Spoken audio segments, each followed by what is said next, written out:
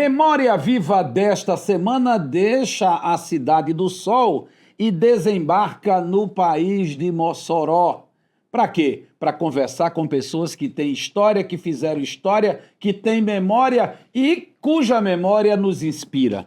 Uma dessas figuras é uma professora, assistente social, formada em Direito, mas que sempre foi uma menina da ilha de Santa Luzia.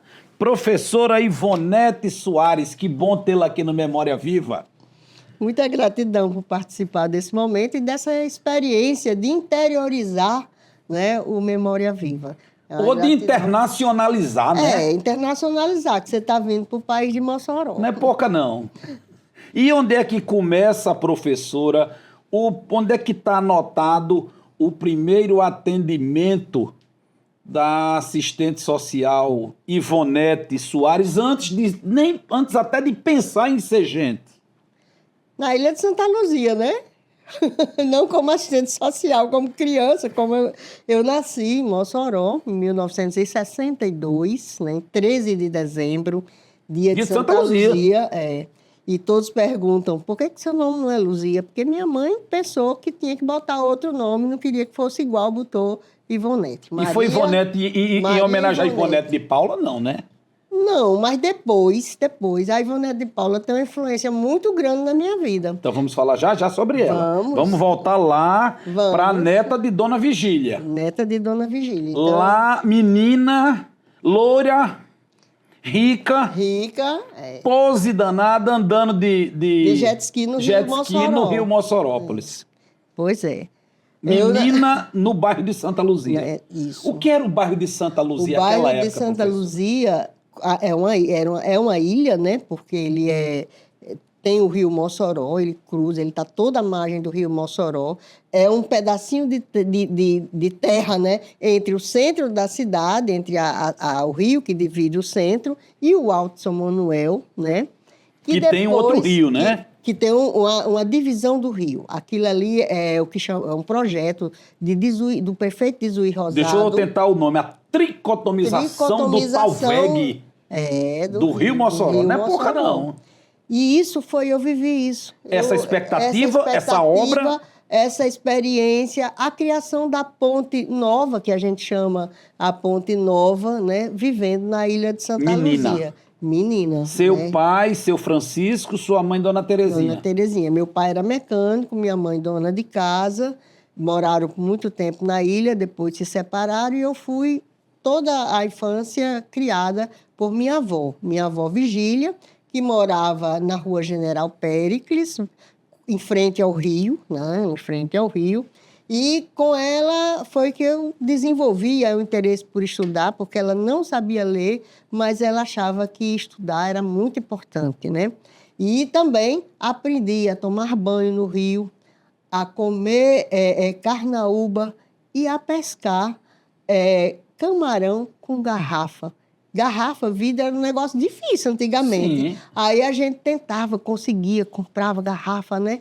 Para poder quebrar o fundo com querosene e um cordãozinho e pescar. Botava farinha e pescava. E o camarão vinha? E o camarão vinha. E o camarão vinha. Então, foi assim, essa infância com minha avó Vigília, olhando as lavadeiras também baterem roupa lá na Pedra do Rio. Na Pedra do Rio, né? Dona Vigília vivia de quê? Ela vivia de uma aposentadoria. O marido dela, né, o meu avô, ele foi funcionário público e deixou uma aposentadoria para ela, né, com a pensão, na verdade, como funcionário público dos Correios. Né? E a senhora, professora, vivia menina... A senhora era a única filha? Ou tem mais? Somos 3 irmãos, né? Eu sou a mais velha e era a única filha mulher. Os outros são? Os outros são 2 rapazes, Júlio, que é o meu irmão mais novo, que é funcionário concursado da UERN, e Souza, que é meu irmão do meio, que é funcionário de uma empresa, né, em Mossoró, um condomínio em Mossoró. Vocês 3 moravam com Dona Vigília ou só você que foi morar? Não, só eu que fui morar com minha avó Vigília, né? Um tempo, minha mãe morou com os 2 filhos, né, com meus 2 irmãos, mas depois ela foi morar sozinha com meus irmãos, né? E eu continuei sempre morando com a minha avó. Quando a senhora, qual é o momento que a senhora se lembra das lições de Dona Virgínia, de Dona Vigília? Na escola. Na escola e nas histórias que ela contava para as crianças, porque a minha avó, ela sentava na calçada e ao redor dela sentavam várias crianças, né, da rua, e ela ia contar as histórias de Trancoso, né? As histórias da Branca de Neve, e ela criava as histórias também, né? Então, isso instigava muito o conhecimento. E nas horas que me colocava para estudar, né? E sempre me chamava de professora. É tanto que eu sempre digo que eu sou professora e sou uma professora muito feliz, né? Por conta De que eu realizei do nome. esse desejo, né? Da É o minha que avó de dizem, ser né? Que às vezes o professora. sujeito chama o filho de feio, disso, daquilo outro, o menino vira aquilo, né? Escuta. Será que foi Dona Vigília que lhe chamou tanto de professora que lhe fez virar E professora? assim, eu gostava de ler as revistinhas que ela comprava e eu trocava com outros meninos com os meninos da rua, né? A leitura era mais dos meninos, né? E tinha essa coisa de eu ensinar o dever, de eu ensinar. Então, eu sempre fui instigada a isso. E fui, né? Estimulada a ter relações sempre com gente mais velha do que eu. Aí eu me lembro assim muito de Dona Ritinha, que foi a minha professora, de Socorro, que foi minha professora para a preparação do vestibular, que me deu, para eu estudar dela, do livro dela, me deu o exame de admissão, que eu ainda fui da última Era um turma do livro exame assim. de admissão. Então, carta né? para 2, viu? Carta para 2. Carta para 2. Um livrão assim grosso, livrão né? grosso, né? Então, assim, a marca da minha avó era essa marca do estudo, a marca da organização. Que não sabia ler. E não sabia ler. E do nem grande escrever. afeto. E não sabia. Ela sabia Mas o básico. sabia o valor. Ela sabia o básico, né? E era uma outra coisa também que eu lembro muito da minha avó, era o gosto pelas novelas e pela música no rádio, né? A nossa casa era uma casa razoavelmente organizada, de tijolo, né? Tinha uma sala grande que ela armava a rede e a gente ficava balançando e ouvindo música, né? No rádio e ouvindo Quem as eram os novelas. moradores da ilha de Santa Luzia, professor? Naquela época. Naquela época, vixe, Era uma lembrar, ocupação? assim, Se a senhora fosse comparar o tempo de hoje, era o quê? Não era uma ocupação, era um bairro pobre, um bairro popular, né? Era um bairro, tinha De operários. pescadores, pessoas que trabalhavam na feira do mercado, tinha professores também, né? Então, assim, da minha memória, era um bairro muito pobre, muito popular, né? Marcado pela presença dessas pessoas. Lembro de figuras assim de nome, de Dona Odete, por exemplo, né? Mãe de umas amigas de Altaí, principalmente, que era uma pessoa que teve muita influência na minha educação. Dona Odete, ela era uma mulher muito danada. Ela morava do outro lado do córrego, porque a ilha de Santa Luzia, ela tem o rio e tem um córrego que corta a ilha.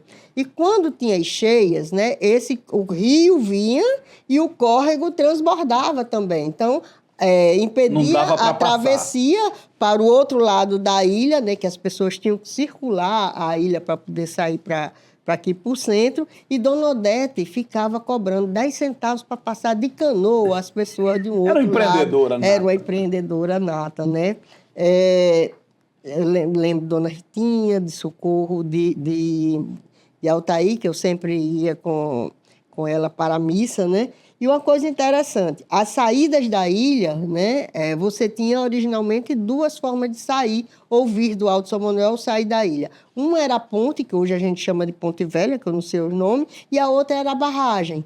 Na enchente, a barragem, né, ninguém passava, mas era também marcada por quadros belíssimos, né, que era o quê? Que era as cheias e que tinha uma grande balustrada que o pessoal colocava landuás para pegar os peixes. Então, era de muita movimentação.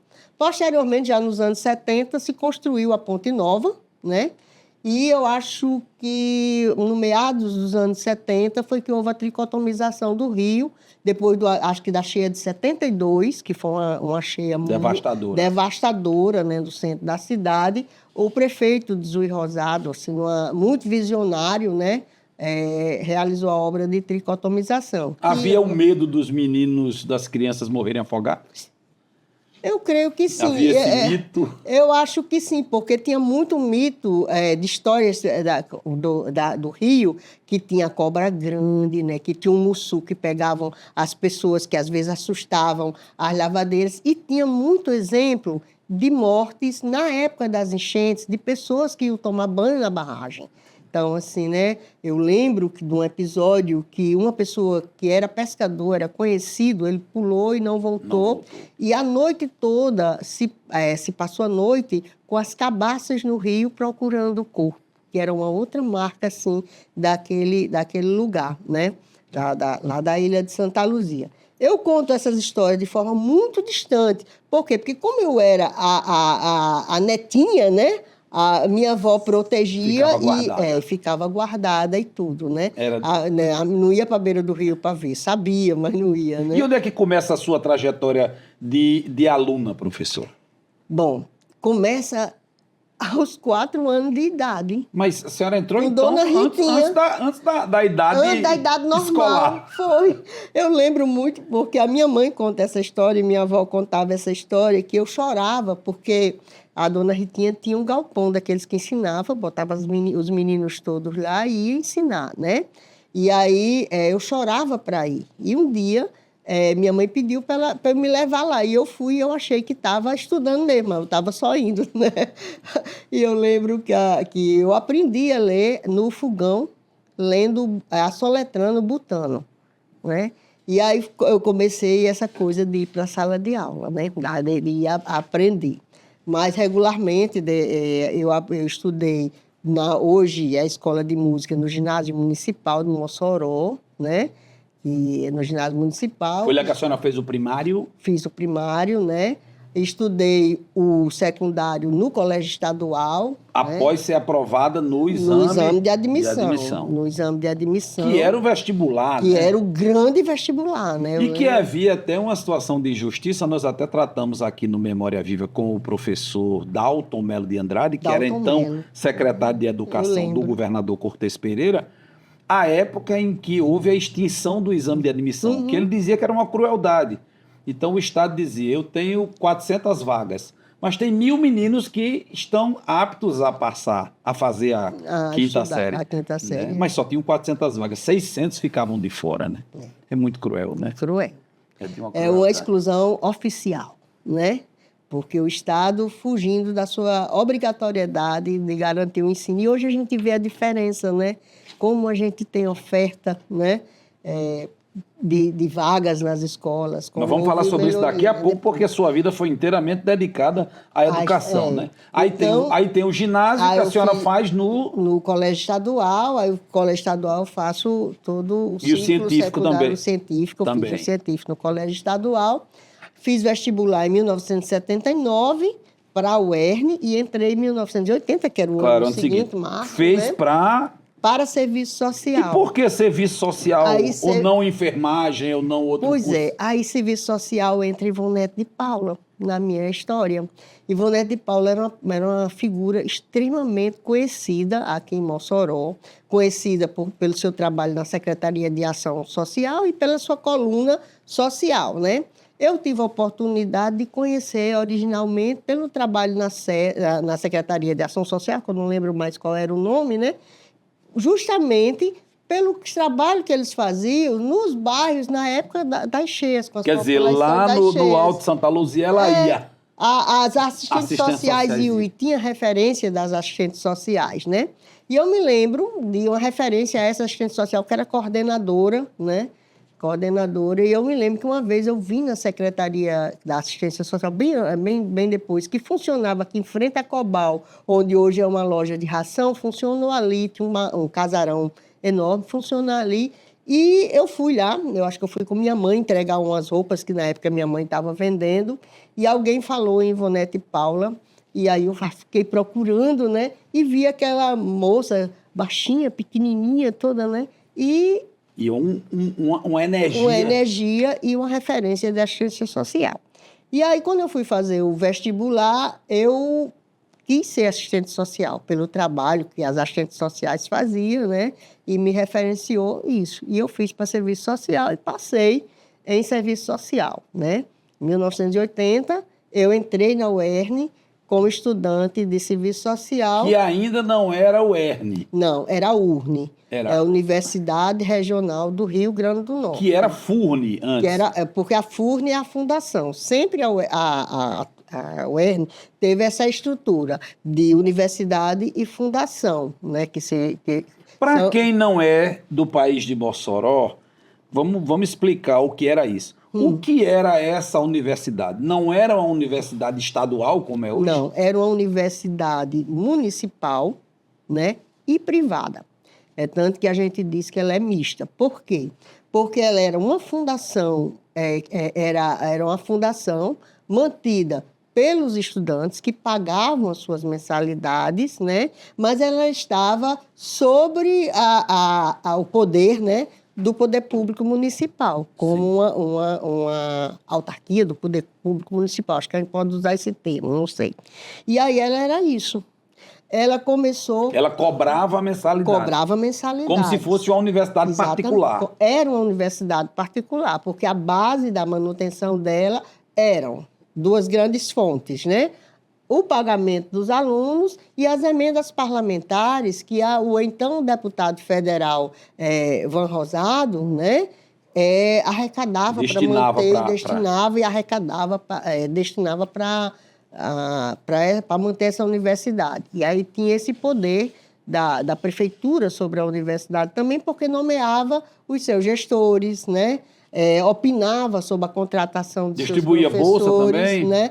Não havia essa modalidade de bolsa. Né? O que havia é o reitor que, às vezes, dispensava as mensalidades. Né? Dos pobres. Ou daqueles que eram mais chegados, né? Bom, né, tem muitas histórias. Então, assim, e uma parte dos alunos também tinham acesso a pagar a universidade pelo crédito educativo. Sim, criado pelo deputado federal Ney Lopes, a lei de Ney Lopes, o Potiguar Ney Lopes. Né? E aí, por exemplo, eu fui aluna de crédito educativo. Professora, vamos falar sobre isso, porque hoje você falar de crédito educativo é quase que dizer um palavrão. O povo pensa que é alguma coisa que não existe, mas que existiu, que foi importante. Existiu. Memória Viva está no país de Mossoró, tendo a honra de receber hoje, ou de ser recebido, pela professora Ivonete Soares, que é uma lenda viva da educação desta cidade. Memória Viva volta já.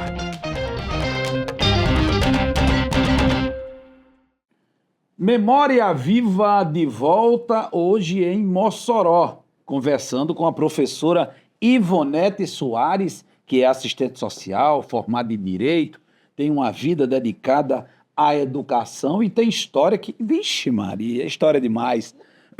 Entrou na universidade, 17 anos, serviço social. Serviço social. O que era estudar serviço social naquela época para uma menina que veio do alto da ilha de Santa Luzia? Para a cabeça da menina Ivonete era estar inserida num ambiente que ia servir, ia ajudar as outras pessoas, que essa era a noção que a gente tinha do serviço social. Quando a gente entra na faculdade de serviço social, aí a gente se defronta com duas noções de serviço social. E isso vai ter um demarcador muito grande na minha vida. Quais né? eram? Que era o quê? Esse serviço social que era mais, que a gente chamava de tradicional, do servir, do estar vinculado às instituições do Estado. Da Legião Brasileira de Assistência. Do assistencialismo. E afins. Né? E do assistencialismo. E um outro serviço social, que era um serviço social identificado com o que já iniciava de lutas populares na América Latina como todo, né? Que era um serviço social que estava vinculado a um movimento chamado de reconceituação do serviço social. Que era ligado à igreja? Também ligado à igreja, também ligado às influências marxistas, né? Tinha um demarcador muito importante, que era um serviço social pueblo, que era um serviço social voltado para as populações pobres, para os pobres, que tinha autores demarcadamente com visão marxista, né? Lembra aqui de Natálio Kirchner, que era um autor muito referência nessa época, que vai dar as bases para você compreender um serviço social que pode ser pensado do ponto de vista das lutas das comunidades, das lutas das pessoas. Que pode ser personificado, para quem está em casa, pela assistente social Luísa Erundina. Luísa Erundina, né? Pode ser. Luísa é uma referência desse processo formativo e formador, porque Luísa Erundina já era formada e já vinha das lutas, né, de organização sindical e do movimento habitacional, exatamente, da luta por moradia, essas coisas. E essa noção do serviço social, porque o serviço social ele sempre teve um elemento organizador, que é uma associação brasileira de ensino, originalmente de ensino de serviço social, depois passou para ser de ensino, pesquisa em serviço social. A BEPS, hoje a BEPS, antes era a ABES, né? Que norteava esses processos formativos. E que tinha os cadernos de serviço social editados pela Cortez. Exatamente. A Cortez editora do Potiguar. Potiguar, né? Tive a oportunidade de conhecer o Cortez, né? Seu Cortez. De Currais Novos. De Currais Novos, irmão da minha grande amiga Iris, que é assistente social, que por muito tempo foi livreira aqui em Mossoró, né? Da livraria Cortez, né? Acho que é a que tem aqui no campus, né?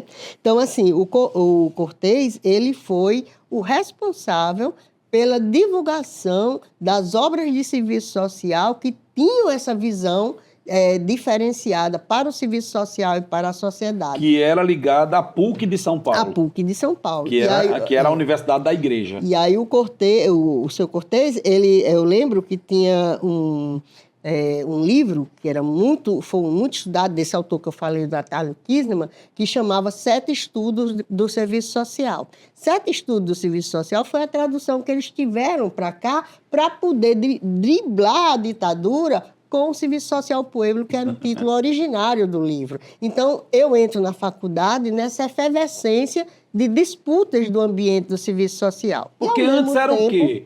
Antes não tinha essa disputa?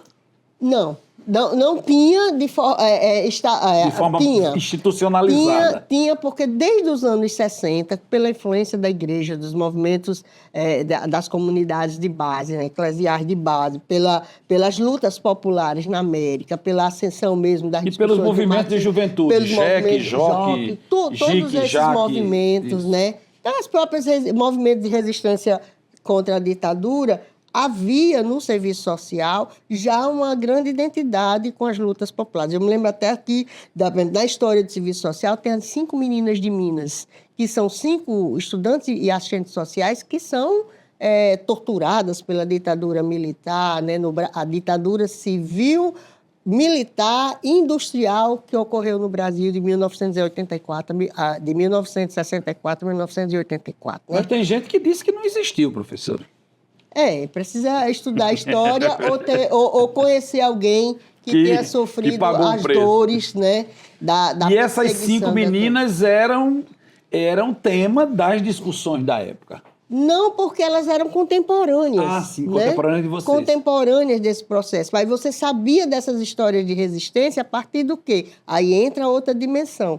A dimensão no serviço social vem essa discussão teórica, mas vem junto uma reorganização do movimento estudantil. Aí junto vem a história dessa tradição de luta dessas mulheres do serviço social. Que tem como pano de fundo a própria redemocratização do país. A própria redemocratização do país. A luta pela redemocratização do país. E os anos 80, eles vão ser demarcadores e a gente vai sofrer esse processo de influência, porque é o processo de mais disputa para redefinir o currículo e as bases da formação do serviço social. Então, a gente vai viver o curso de serviço social, o ensino de serviço social, nos anos 80, vive uma virada de chave. Uma virada de chave, né? Com vários documentos de encontros do serviço social que vão levar essa virada de chave definindo a formação profissional. Mas vamos situar Aí você chega hoje, né? Aí, esse foi o momento...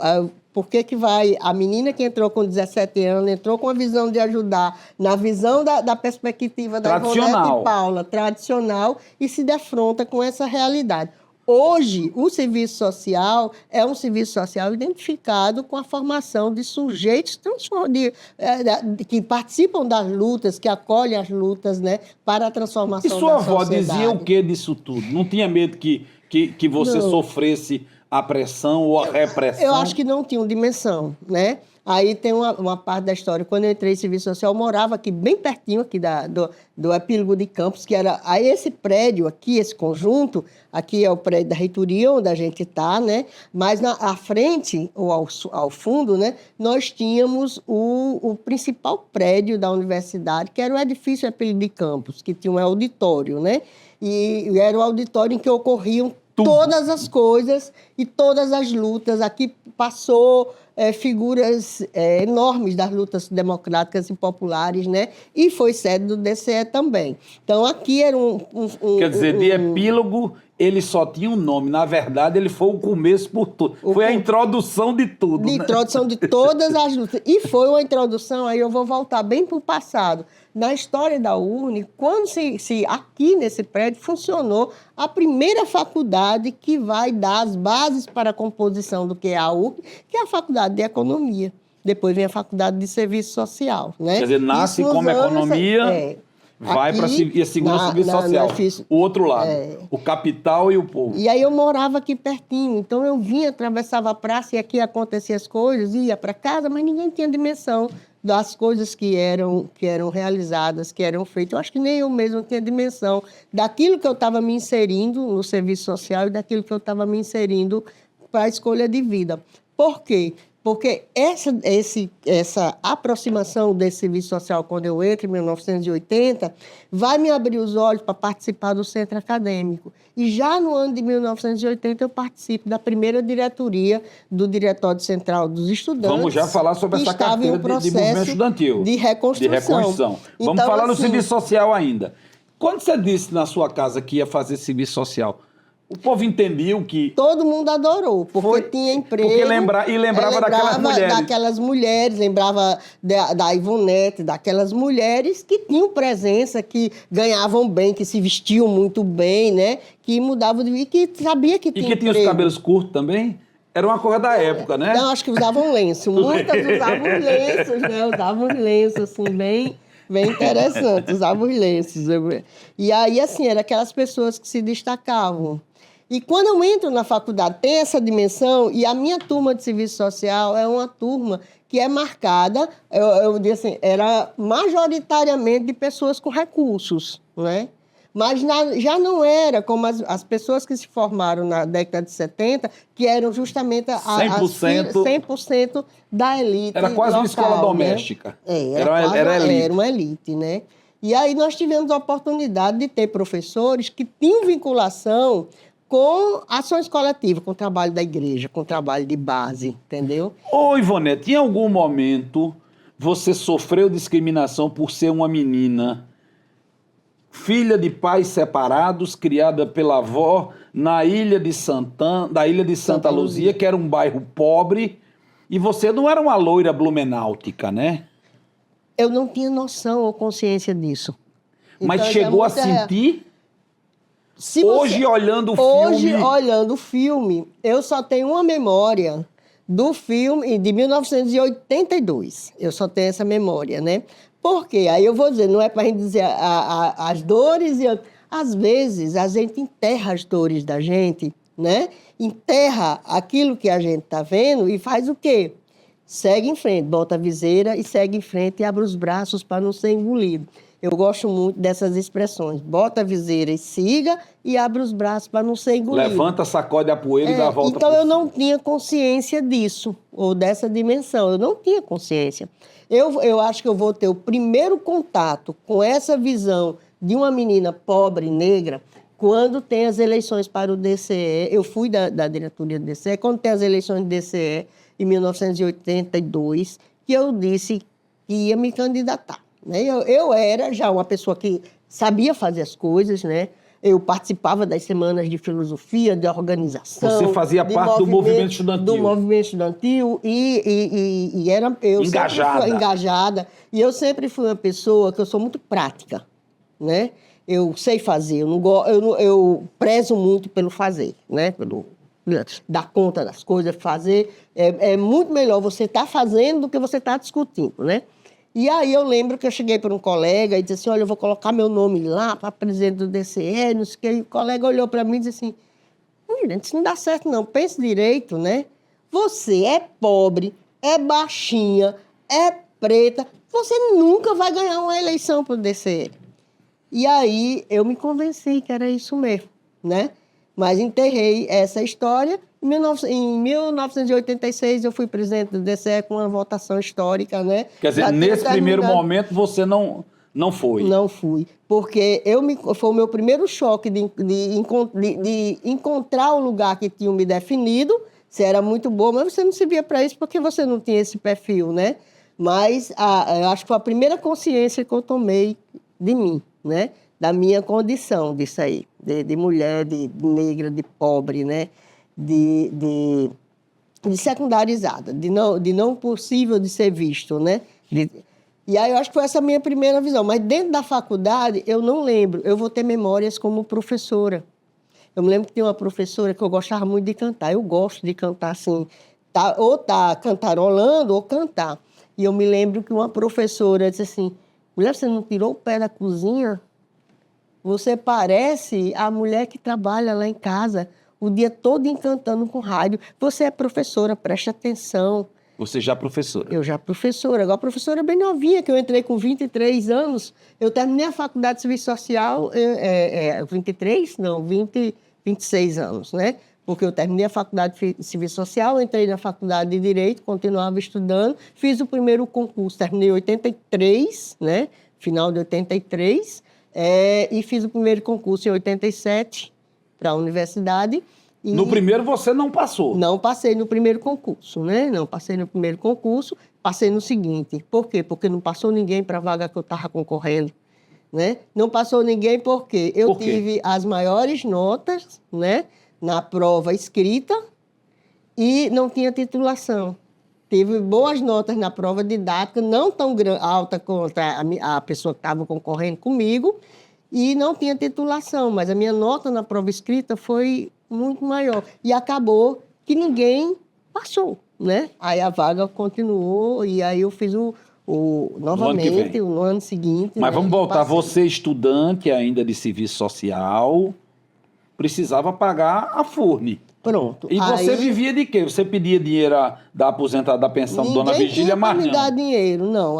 Aí a gente já não morava mais na ilha, porque depois da cheia, já em 76, eu acho que chegou a cheia, nós saímos, viemos morar aqui nos Paredões, a base do salário ainda era da minha avó, aí agora já estava morando a minha avó, que ela adoeceu, aí já estava morando minha mãe, meus irmãos e eu, né?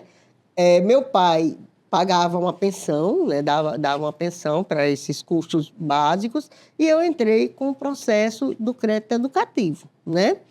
E tive a oportunidade também, de além do crédito educativo, que já no segundo semestre de 1980, eu já estava com crédito educativo. Mas né? você foi trabalhar no MEB. Mas aí, espere, Sim. eu fiz o quê? Eu estava vinculada à experiência de serviço social. Você estudante de serviço social, Isso. já militando. Já militante, paguei a faculdade com crédito educativo e tinha uma bolsa de pesquisa de duas professoras, que uma foi minha orientadora e a outra era só do grupo de pesquisa. Nomes para o povo saber. Vou dizer que essas duas pessoas são as pessoas que demarcam a minha condição de assistente social com o perfil que eu tenho hoje. E demarcam todo o meu perfil como profissional. Marcaram sua vida. Marcaram a minha vida. A professora Lourdinha Lima, né, que foi minha orientadora de estágio, e a professora Válbia Carlos, que foi minha professora de metodologia do serviço social,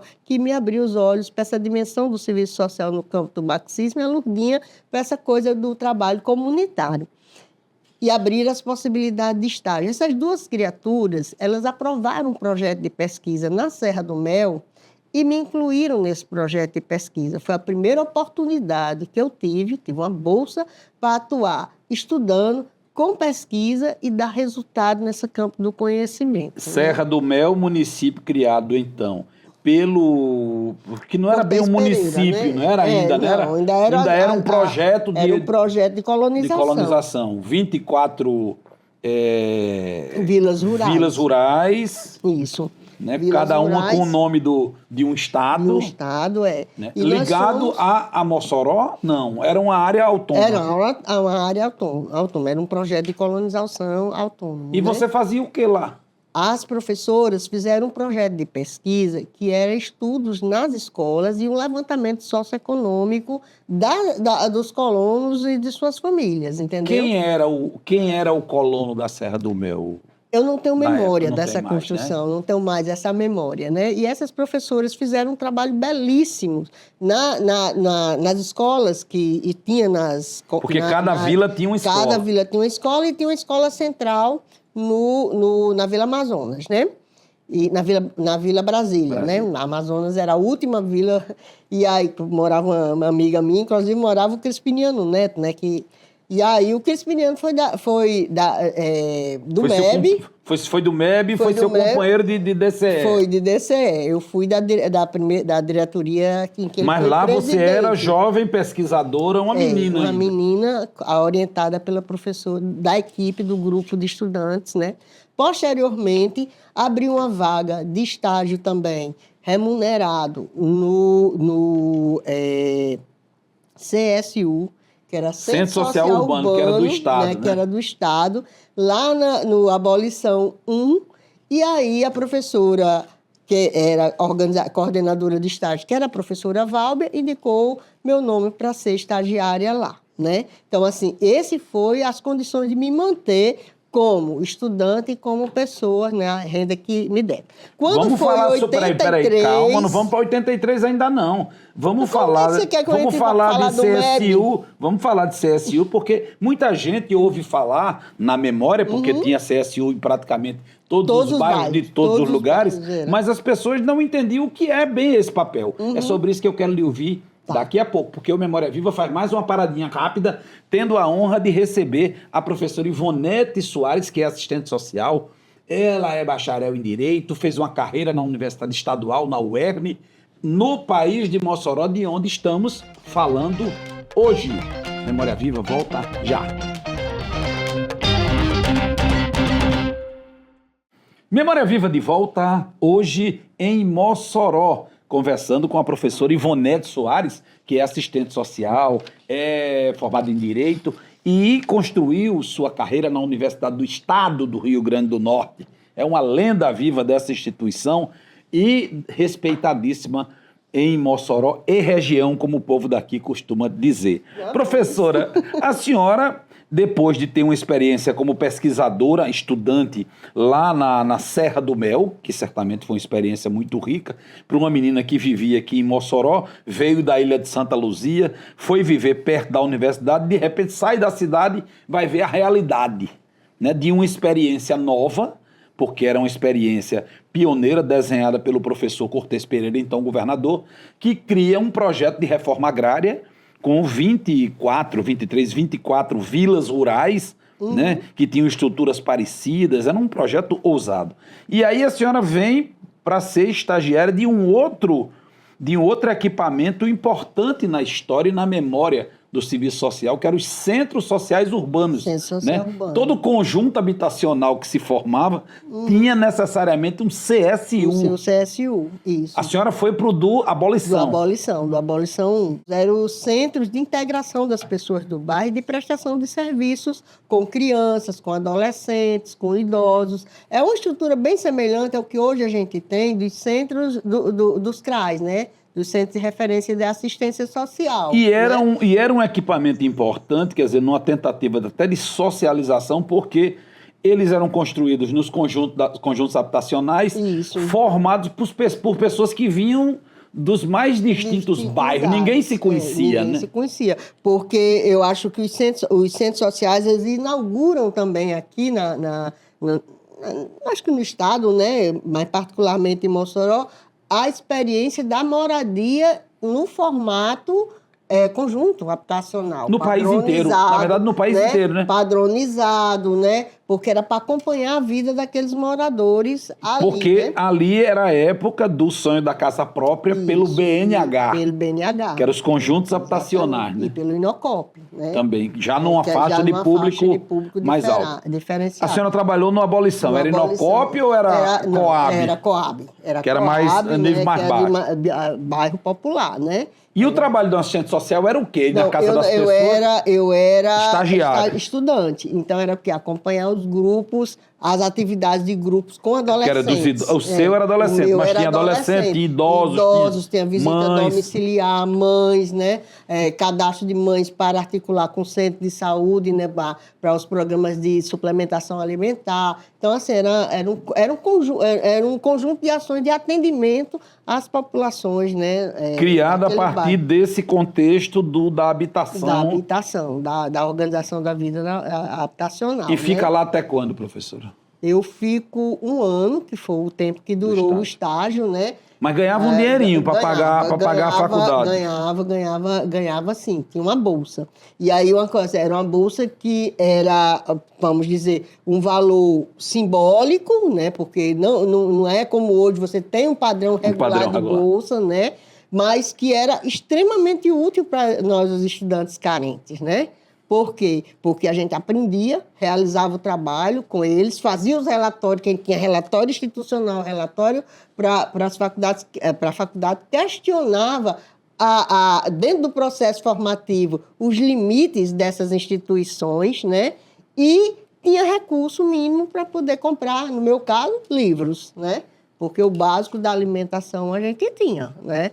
Mas era para comprar livros. E aí eu sempre fui uma pessoa que me dediquei a comprar livro. É tanto que, só um parêntese, a primeira revista editada pela Cortez, Serviço Social e Sociedade, eu tinha, né? O número 1 de 1979. Que foi uma coleção que foi uma coleção que eu, até o final da minha atividade, né, eu mantinha a minha coleção de revistas Serviço Social e Sociedade com todos os números. Tive o prazer e a oportunidade de doar essa coleção para a universidade. Né? E lá no CSU, a senhora tem essa experiência de estagiária de 1 ano. É aí que a senhora vai ter a experiência do pessoal do MEB, da Igreja Católica? Esse conjunto, vamos aqui, assim, um conjunto são várias Era tudo ao mesmo tempo agora. Por quê? Porque eu também, quando entrei na universidade, nessa efervescência, nessa relação com essas professoras que tinham essa visão de mundo diferenciado, na Faculdade de Serviço Social, tinha 2 grandes grupos em disputa, né? Que eram grupos em disputa por ideias, mas eram materializados em pessoas, né? E essas pessoas com quem eu me relacionei, a professora Valbia Carlo, a professora Lurdinha Lima, a professora Zilda G. Zilda G era a coordenadora do MEB. Foi o que essa experiência, essa vivência foi o que me possibilitou fazer uma seleção no MEB. Quando abriu um processo seletivo, a professora Zilda convidou para fazer o processo seletivo e nós fomos aprovados. Eu e uma outra estudante que também se destacava nessa vivência, nessas experiências, a assistente social Sancler Vale, e nós fomos trabalhar no movimento de educação de base. O que era o movimento de educação de base para quem não estudou? Aí eu vou voltar MEB. só um pouquinho aqui para colocar a questão do DCE. Sim, porque paralelo, quer dizer, a senhora estagiava, estudava, comprava os livros, lia e ainda fazia movimento estudantil. Eu era do DCE, fui da primeira diretoria depois da reconstrução do DCE, depois do fim da ditadura e da construção da UNE de 1980. Na diretoria de Crispiniano Neto, né? Eu fui secretária, depois eu fui várias gestões, todas as gestões que foram desse campo, eu participei da diretoria, né, do DCE. Então, esse conjunto de coisas. E fui substituir, eu e a Sancler, quando passamos na seleção, nós fomos substituir 2 pessoas que estavam saindo do MEB, que era justamente Crispiniano Neto e Aécio Cândido. Sim. Aécio Cândido foi meu orientador de estágio da prática, porque o meu estágio foi feito em comunidades, dentro daquela lógica de mudança do perfil do serviço social. Então, o Aécio foi também... Então, eu já tinha experiência de comunidade, porque eu fiz o meu estágio curricular, ele foi na paróquia de São Manuel, na comunidade rural do Carmo, né? Então, isso me deu essa experiência de trabalho comunitário, além dessas outras coisas. Inclusive, a minha monografia de graduação é sobre essa experiência do Carmo. O que é, para quem não acompanha MEB, hoje, né? o trabalho do MEB? Então, Que ainda existe. Ainda existe assim, né? Institucionalmente, né? O movimento de educação de base, né? Era Era Puebla? Já não. já era vinculado às noções da encíclica de Puebla chega, como é que chama? Da teologia da libertação. Da libertação. A influência Mas no caso do MEB, a Mas exemplo de Natal, de Caicó, Mossoró, eram ligados também à emissora de educação rural, que era o projeto lá de Sutatenza, lá na Bolívia, de educação. Começa tudo nos anos 60, né? O perfil do MEB é construído dentro dessa perspectiva de uma igreja também voltada para os excluídos, né? Dentro dessa... E de educação, de alfabetização pelo rádio. Quando chega nos anos 80, não é essa experiência. Mudou essa configuração do MEB. O MEB vai se configurar como uma instituição, né? Uma instituição, era um setor dentro da igreja, uma instituição que vai trabalhar com as comunidades para a formação política dessas comunidades. As SEBs. As comunidades eclesiais de base. Que necessariamente não eram as comunidades eclesiais de base, mas era com a formação de cidadãos, da compreensão da cidadania, dos direitos. Então, não é mais só alfabetização, é uma educação para a cidadania política, mais para política. A política, né? Então, a gente vai vivenciar essa experiência de formação. Em paralelo a isso, você faz o trabalho de ação comunitária e faz o trabalho com rádio, porque o MEB, surgido do rádio para a educação pelo rádio, nunca perdeu a sua relação e seu vínculo com o rádio. E a senhora fazia rádio, professora? Fazia. Com fone à mão assim também? Fazia. Como é que a senhora falava lá no rádio, professora? Lembra aí? Era a senhora vive cantando, rádio, né? Não, mas a gente falava, não. Mas quer dizer, aquele rádio que a senhora ouvia menina balançando na rede na casa da sua avó, a senhora entra dentro do rádio para falar. Rádio para falar. Aí o rádio, para o MEB, nesses anos 80, né, nessa experiência que a gente vivia, vai ser de quê? Vai ser os programas. A gente tinha um programa do MEB, A Voz do Povo, né, que era um programa diário, até os sábados era mais de 1 hora e todos os dias tinha um programa assim, as pílulas, né? Em que a gente interagia com as comunidades, que a gente fazia o acompanhamento e com aquelas pessoas que nos escutavam, né? Professora, e onde é que o MEB de Mossoró trabalhava? Aqui em Mossoró? Trabalhava diretamente em comunidades em Campo Grande, né, que é antigo Augusto Severo, vinculados ao trabalho do padre Pedro Ninfes lá. Em Caraúbas também tinha trabalho do MEB. Em Upanema tinha trabalho do MEB também. Que eram todos ligados à diocese de Mossoró. Né? Porque e a senhora fica quanto tempo lá? Fico 5 anos no MEB, né? Eu saio justamente para entrar na verdade, para entrar para a universidade, não, para entrar num concurso da Secretaria de Saúde. A senhora se formou, já formou no MEB? Já me formei no MEB. E aumentou o salário, né? Não, manteve o mesmo salário, que o salário do técnico era isso mesmo. Mas, dessa época, a senhora, antes do concurso, a senhora pagou o crédito educativo, não foi? Não fez como muita gente aí, não, né? O primeiro salário que eu recebi do MEB, eu fui pagar o crédito educativo. E paguei o crédito educativo todo, rapidinho, né? Porque o salário do MEB era muito bom, eu nunca tive tanto dinheiro na minha vida, né? E dava para tranquilamente, né? E sabia que esse dinheiro ia para outros, né? Que ia para outros. Então, a gente trabalhou e a gente tinha o rádio, né? Fez a experiência de rádio. E a educação política no rádio foi uma coisa fantástica. Lhe ensinou o quê? Me ensinou a falar, a pensar, a interagir, né, com as pessoas e a sentir a demanda que as pessoas apresentavam. Quando a senhora Que era chegava um nas olhar do comunidades, serviço social. as pessoas achavam que a senhora era maior, mais bonita. Quando viam sua voz, você era aquela do Às rádio. vezes Mas você é essa era, menina? Valha! É estranho, né? Mas eu acho que também tem outras baixinhas, né? A Sancler era alta, bem assim, bem elegante, mas o pessoal sempre estranhava, né? Mas a interação que tinha das pessoas, né? Da acolhida, da dinâmica, encobria as relações que tivesse de estranhamento das pessoas, né? Então, isso era muito lindo. Eu lembro que o MEB, a gente fez um curso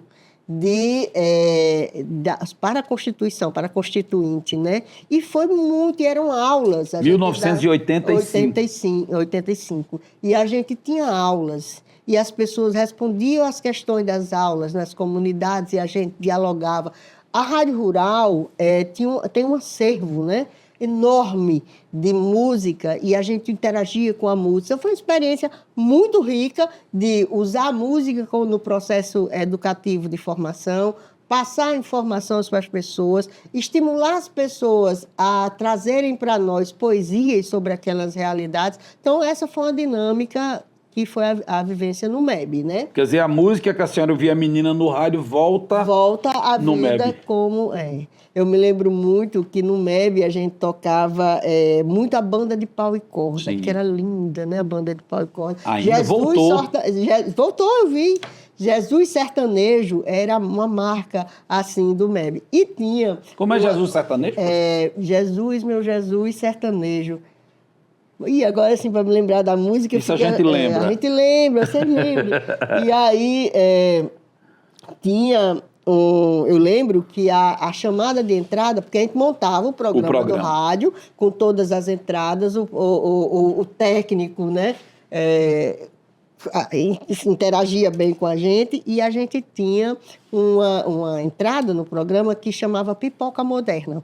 É tanto que até hoje eu ainda encontro a gente que foi da rádio, que trabalhou na rádio, que me chama de Pipoquinha. Por quê? Por conta do Pipoca Moderna do MEB, né? Então, assim, foi muito uma experiência...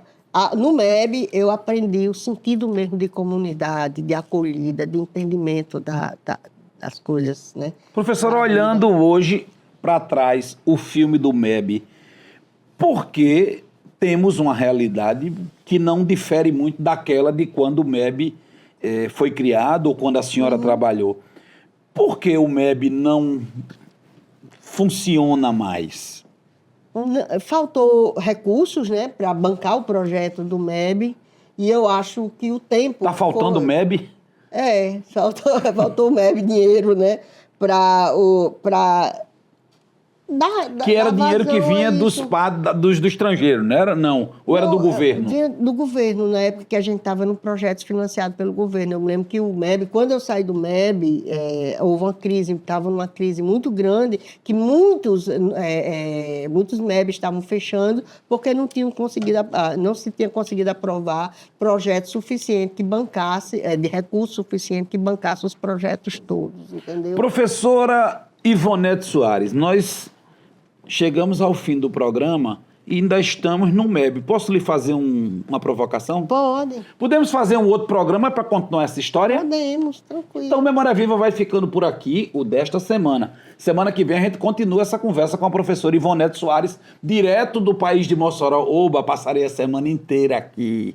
Eba! Para contar as histórias, a história dela, as histórias das pessoas com quem ela interagiu e a memória que ela mantém viva e que a mantém viva e respeitada nesse país de tantas histórias e de tantas memórias. Memória Viva, fica aqui. Semana que vem a gente volta. Terça-feira, 21h, na TV, no YouTube em tempo real. Na quinta-feira tem replay na TVU às 3h. E também passamos na Rádio Universitária, 12h30. No youtube.com/TVU Memória Viva. É só olhar que a gente vai estar lá. Até semana que vem, viu?